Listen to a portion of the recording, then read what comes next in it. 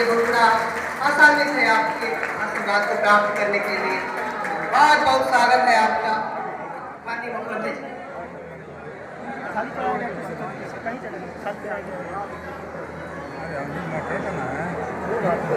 सिद्धपीठ घोरपड़ा में आज के इस शताब्दी वर्ष समारोह के उपलक्ष्य में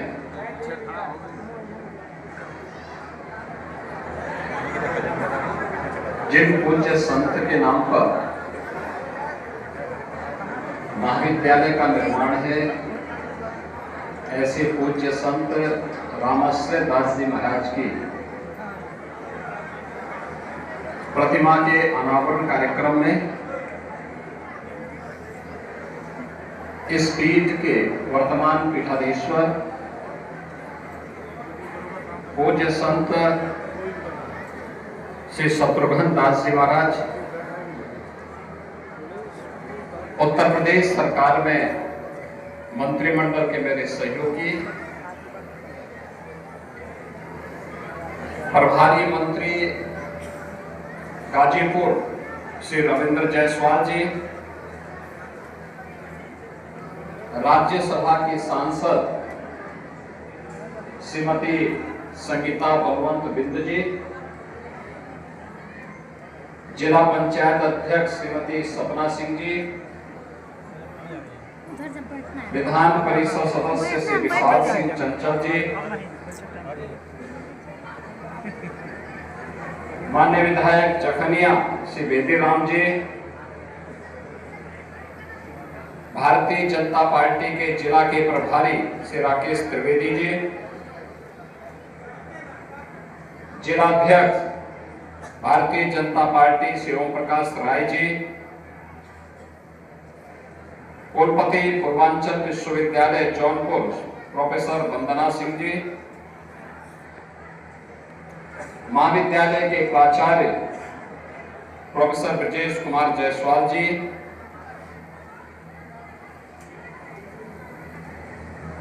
गोरखपुर से महाराणा प्रताप कॉलेज के पूर्व प्राचार्य और महाराणा प्रताप शिक्षा परिषद के सदस्य, इस पीठ के परंपरा से जुड़े हुए शिष्य श्री राम जन्म सिंह जी, श्री उमा शंकर पांडे जी, पूर्व सांसद राधे मोहन सिंह जी, श्री पारसनाथ राय जी, गोरक्ष प्रांत के भारतीय जनता पार्टी के क्षेत्रीय अध्यक्ष श्री सहजानंद राय जी, भारतीय जनता पार्टी के वरिष्ठ नेता श्री अरुण सिंह जी,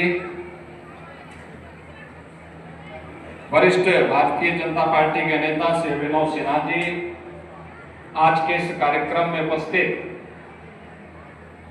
भारतीय जनता पार्टी के हमारे सभी पदाधिकारीगण, महाविद्यालय के सभी विद्वान आचार्यगण, सम्मानित अभिभावकगण और प्यारे बच्चों,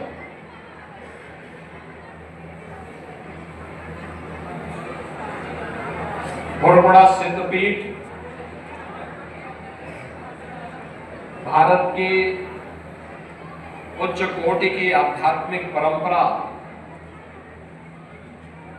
सतनामी संप्रदाय से जुड़ी हुई एक अत्यंत उच्च आध्यात्मिक पीठ है।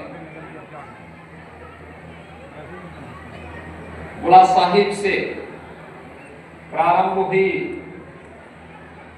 इस पीठ की परंपरा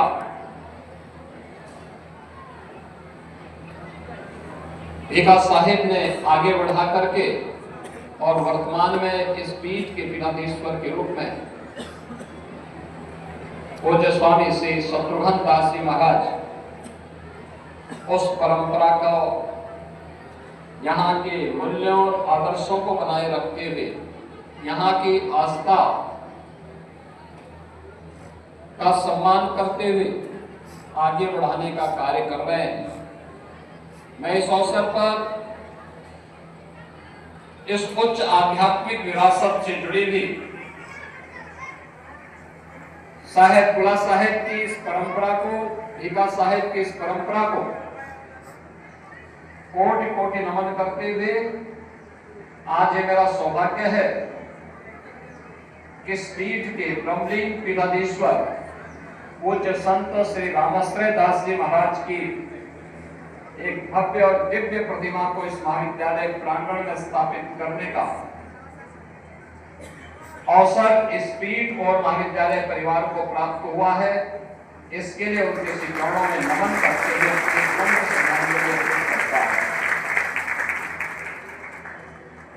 मैं महाविद्यालय परिवार को इस बात के लिए धन्यवाद देता हूं कि उन्होंने अपने पूर्व अध्यक्ष के प्रति और जिनकी कृपा से इस क्षेत्र में आज से 53-54 वर्ष पहले एक महाविद्यालय की और स्कूली शिक्षा की एक नई राह जगी थी, उनके प्रति कृतज्ञता ज्ञापित करने के लिए उनकी मूर्ति को यहां पर स्थापित करके उनका मूर्ति के रूप में स्थापित करके आने वाली पीढ़ी के लिए एक प्रेरणा प्रदान की है। भारत की परंपरा ने अपनी विरासत को सगुण और निर्गुण दोनों ब्रह्म को की उपासना मान करके आगे बढ़ाया है। हमारे यहाँ निर्गुण ब्रह्म की सबसे बड़ी परंपरा में अगर हम देखते हैं तो देवादिदेव महादेव उस परंपरा के सर्वपूज्य देव माने जाते हैं। अनेक शाखाएं उससे बाद में आगे बढ़ती दिखाई देती है, लेकिन जीवन की सच्चाई को जानने के लिए दुनिया को और विश्व मानवता को अगर कभी किसी की शरण में आना पड़ेगा तो वह केवल और केवल भारतीय संस्कृति है, भारत की सनातन धर्म की परंपरा है। इसमें कभी भी उपासना विधि के प्रति कोई कट्टरता नहीं दिखाई। हमने कभी नहीं कहा कि जो मंदिर जाएगा वही हिंदू है। हमने कभी नहीं कहा कि जो वेदों को मानेगा वही हिंदू है। हमने तो कहा जो माने वह भी है, जो नहीं माने वह भी है। सबको गले से लगाया। हमारी परंपरा तो इस बात की आग्रही रही है कि जाति न पूछो साधु की, पूछ लीजिए ज्ञान। हमने तो संत रामानंद के इस भाव को भी आत्मसात किया है कि जाति पाति पूछे नहीं कोई, हरि को भजे सो।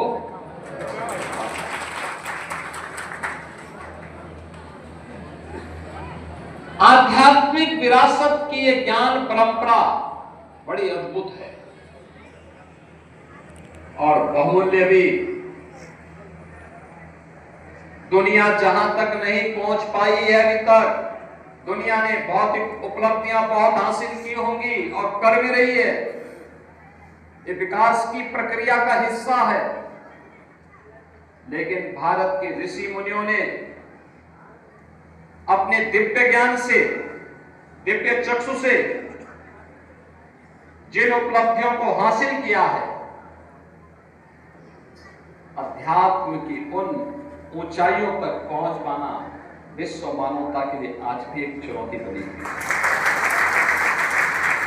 आत्मा क्या है और आत्मा का स्वरूप क्या है, ईश्वर क्या है, ईश्वर का स्वरूप क्या है, दुनिया अभी तक वहां पहुंच नहीं पाई है। अभी खोज चल रही है उनकी, गॉड पार्टी के रूप में उनकी शोध चल रही है। लेकिन भारत का ऋषि हजारों वर्ष पहले इसके बारे में अवगत करा चुका है। दुनिया अभी तक धर्म के बारे में नहीं जान पाई है। धर्म और पंथ में अंतर होता है, इसके बारे में नहीं जान पाई है। लेकिन भारत की ऋषि परंपरा ने बहुत पहले ही हमारे एक ऋषि ने इस बारे में बहुत छोटी सी परिभाषा कर दी। धर्म क्या है? यह तो अभ्युदय निश्रेय से सिद्धि सर्वधर्म, जो एक साथ सांसारिक उत्कर्ष का भी मार्ग प्रशस्त करे और आध्यात्मिक उन्नयन के माध्यम से पारलौकिक जीवन का भी मार्ग प्रशस्त कर सके, वही धर्म है। उसका बेहतर समन्वय ही धर्म है। हमने ये कभी नहीं कहा, धर्मनिरपेक्ष शब्द भारत की परंपरा में कभी नहीं था और भारत में धर्मनिरपेक्ष शब्द को कभी कोई मान्यता भी नहीं, कभी मान्यता नहीं। यह शब्द तब डाला गया जब भारत के अंदर बाबा साहब भीमराव अंबेडकर के द्वारा बनाए गए संविधान का गला घोटा गया था। तब भारत के संविधान में चोरी छिपे इस शब्द को डाल दिया गया। बहनों और भाइयों, भारत को अपनी विरासत पर गौरव की अनुभूति करनी चाहिए। ये भारतीय ही है जो अपने गोत्र को किसी न किसी ऋषि के साथ जोड़ता है। दुनिया के अंदर अन्यत्र इस प्रकार के भाव मिलने अत्यंत दुर्लभ है, कठिन है। केवल भारत ही है हजारों हजार वर्षों की इस विरासत को लेकर के चल रहा है और उसमें गाजीपुर जनपद का तो विशेष महत्व है, उसका विशिष्ट महत्व है। याद करिए ना, त्रेता युग में महर्षि विश्वामित्र महाराज गादी के पुत्र बनकर के उन्होंने अपने यज्ञ की रक्षा करने के लिए, यज्ञ केवल एक कर्मकांड उनके लिए नहीं था, यज्ञ ज्ञान विज्ञान के अनुसंधान का एक केंद्र था। विशिष्ट शोध के लिए, नवाचार के लिए वह जिस विशिष्ट पद्धति को आगे बढ़ा रहे थे उसका नाम उन्होंने यज्ञ दिया था। अपने ज्ञान की, यज्ञ की इस परंपरा को कोई भी खंडित न करने पाए, इसके लिए ताड़का मारी स्वभाव इनसे लड़ने के लिए वह उस पर ध्यान कंसंट्रेट कर सके, अपने ध्यान को बिखरने न दें। शोध की सफलता के लिए इसके लिए आवश्यक था कि वह गुस्सा नहीं करेंगे, आक्रोश में नहीं आएंगे, स्वयं हथियार नहीं उठाएंगे। तो उन्होंने क्या कहा? उन्होंने कहा मेरे यज्ञ की रक्षा, मेरे शोध की रक्षा और इसको आगे बढ़ाने का काम कौन करेगा? उन्होंने कहा कि ये अयोध्या में रघुवंश मणि श्री राम और श्री लक्ष्मण को मैं यज्ञ की रक्षा करने के लिए लेके आऊंगा। बाबू तनय मन चिंता हर दिन मरहि न निश्चय। पहली बार किसी राक्षस को समझने, उसके आतंक से धरती को मुक्त कराने के लिए ये संकल्प इसी गाजीपुर की धरती पर जन्म लेने वाले और यहाँ की विरासत को आगे बढ़ाने का संकल्प लेकर के कार्य करने वाले महर्षि विश्वामित्र ने लिया था अवसर की धरती और भगवान राम और लक्ष्मण को लेकर महाराज दशरथ के पास जाते हैं, कहते हैं कि मुझे तो राम और लक्ष्मण चाहिए यज्ञ की रक्षा करने के लिए। महाराज दशरथ बोलते हैं मैं स्वयं चलता हूँ। उन्होंने कहा नहीं, आपकी आवश्यकता नहीं है। अरे आप कितने दिन के मेहमान हैं, कोई कह नहीं सकता। कहा कि यज्ञ की रक्षा करने के लिए तो मुझे तुम्हारे, अरे उन्होंने कहा मेरा पुत्र तो भी नाबालिग है, ऐसे ही दिखा दे बस। ये भयंकर दुर्दांत राक्षसों कैसे कैसे लड़ेगा? उन्होंने कहा आप उसकी चिंता मत करिए, आप पिता होने के नाते राम को नहीं पहचान पा रहे, आप राम की ताकत को नहीं पहचान पा रहे हैं। यह हर पिता के साथ होता है, अपने बच्चे को हमेशा वह अबोधी समझता है। उन्होंने कहा राम में वह ताकत है, इस सृष्टि को लय और प्रलय करने की क्षमता रखता है, इसलिए मुझे क्या जानना है। उन्होंने कहा मेरी चतुरंगनी सेना लेके चले जाइए आप। कहा कि देखो भाई ऐसे नहीं चलेगा, सूर्यवंशी हो, जो जवान एक बार देते हो और ऋषि मुनियों को इस प्रकार से नहीं टकराते। मैं आया हूं, मुझे आपके पुत्र चाहिए और नहीं चाहिए तो बोलिए फिर कि मैं नहीं देना चाहता हूं, घोषणा कर दी। उन्होंने कहा मैं कैसे बोल सकता हूं? उन्होंने कहा फिर मेरे साथ भेजिए। महर्षि विश्वामित्र वशिष्ठ कहते हैं कि राम का कल्याण ही होगा। यानी वह विरासत जहां पर राष्ट्र की रक्षा करने के लिए एक राजा अपने पुत्र को दान देकर करता है और कह रहा है कि नहीं, राष्ट्र रक्षा के लिए आप अपने इस अभियान में राम और लक्ष्मण को लेकर के जाइए। और भगवान राम, भाइयों, यही पीठ है जहां बुला साहेब और बाबा कीना राम जी की भेंट होती है।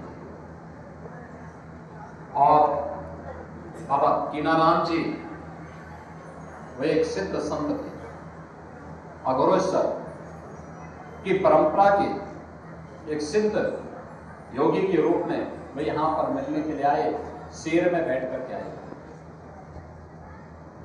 जब बोले सबला साहिब ने देखा तो उन्होंने अपनी दीवार से ही कहा कि चलो तुम भी चलो। आप सोचो कितनी जहां पे निर्जीव दीवार को भी सिद्धों की सिद्धि पर विश्वास हो, कौन बोलता है कि जड़ वस्तु को चेतन न किया जा सकता। और भारत की परंपरा तो हमेशा से एक पत्थर को मूर्ति का रूप देकर के उसी में अपने ईश्वर का वास मानती है।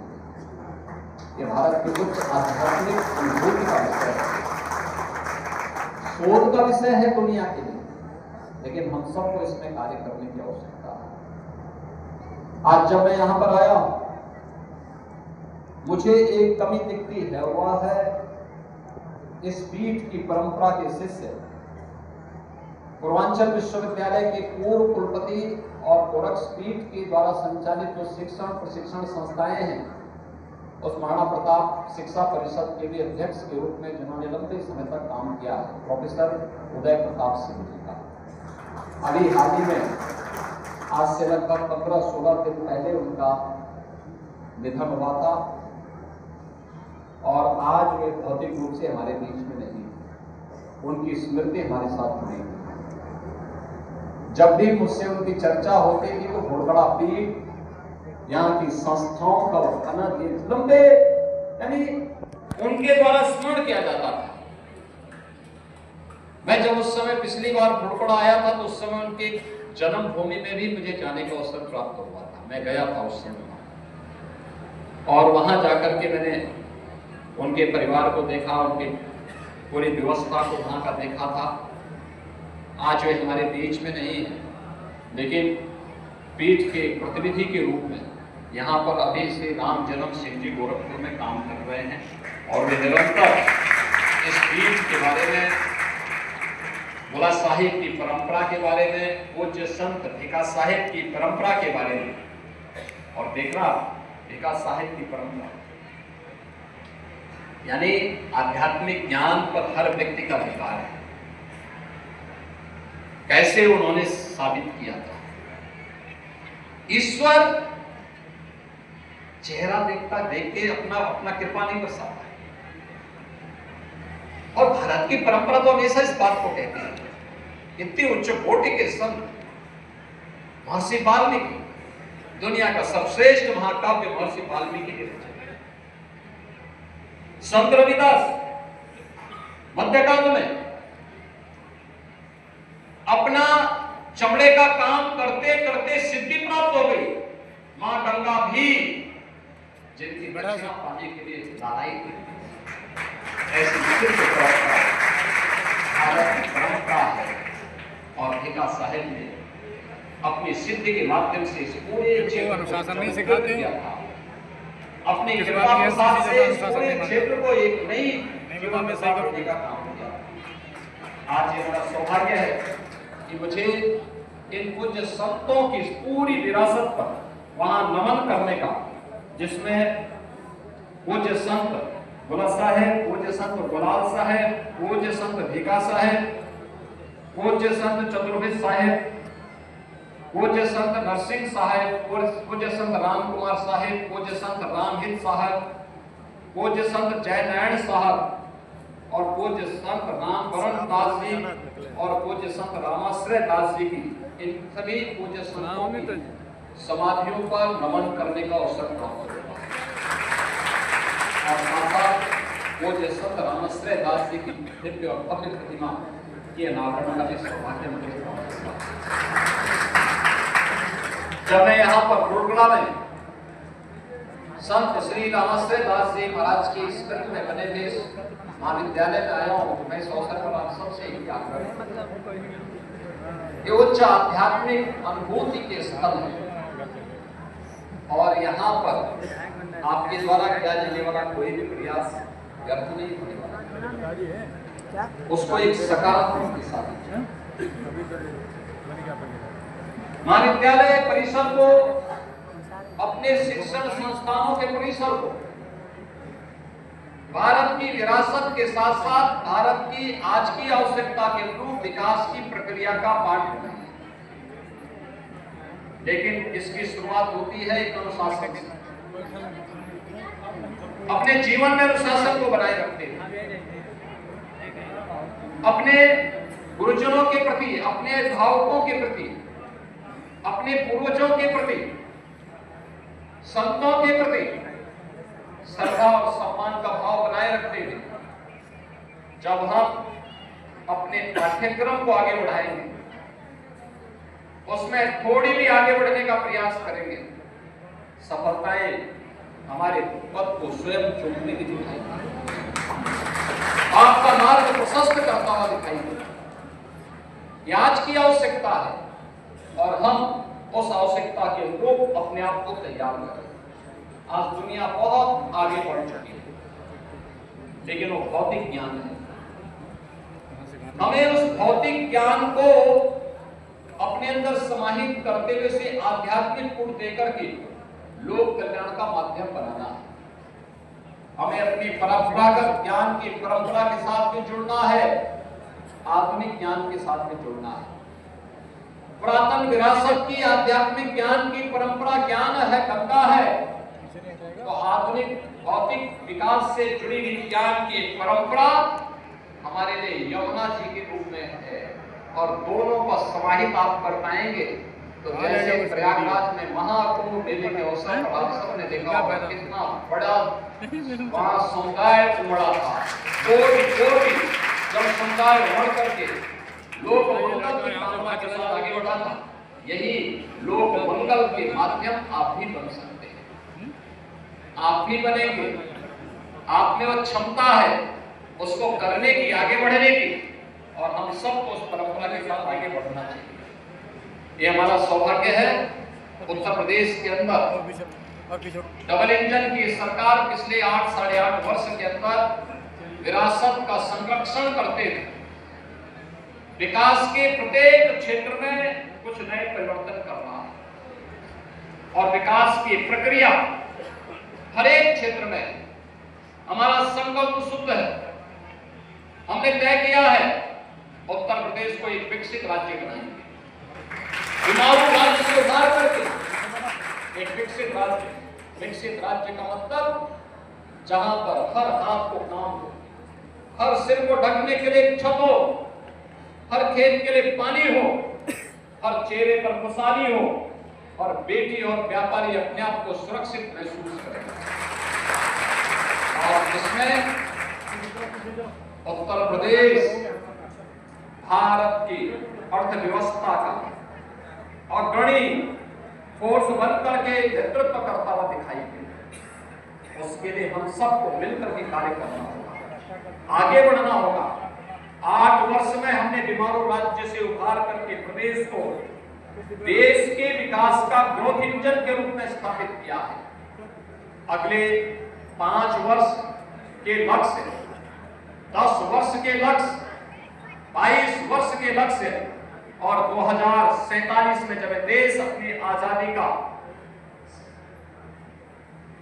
शताब्दी वर्ष मना रहा होगा, उस समय हमारे पास कैसा भारत चाहिए, उस भारत के निर्माण के लिए विकसित भारत प्रधानमंत्री जी का संकल्प है। तो विकसित भारत के लिए विकसित उत्तर प्रदेश और विकसित उत्तर प्रदेश के लिए विकसित गाजीपुर, और इसकी शुरुआत होनी चाहिए स्कूल कॉलेज से। मैं चाहूंगा कि घोड़पड़ा महाविद्यालय, इंटर कॉलेज, संस्कृत महाविद्यालय, अन्य संस्थानों को भी विकसित उत्तर प्रदेश के उस संकल्प के साथ जोड़ना चाहिए।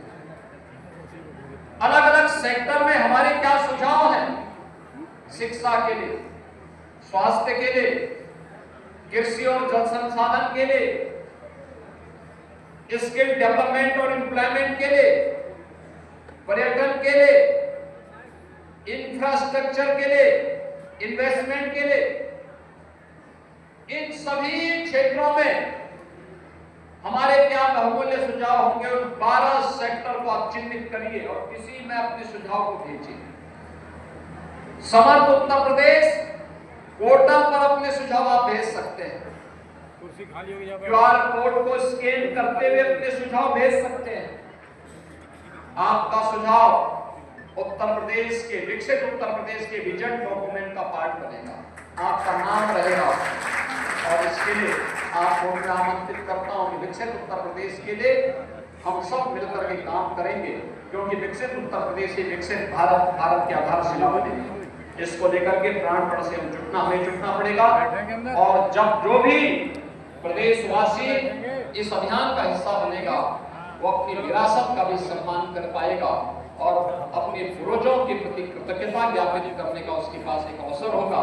आज के इस अवसर पर मैं एक बार फिर से उड़पड़ा सिद्ध पीठ के पूज्य महंत श्री शत्रुघ्न दास जी महाराज, महाविद्यालय के प्राचार्य और इस पीठ से जुड़े हुए सभी अनुयायियों, भक्तों, आचार्यों और यहाँ के जितने भी छात्र छात्राएं, इन सबको दीपावली की मंगलमय शुभकामनाएं देता हूँ। आप सबके प्रति अपनी मंगलमय शुभकामनाएं व्यक्त करते हुए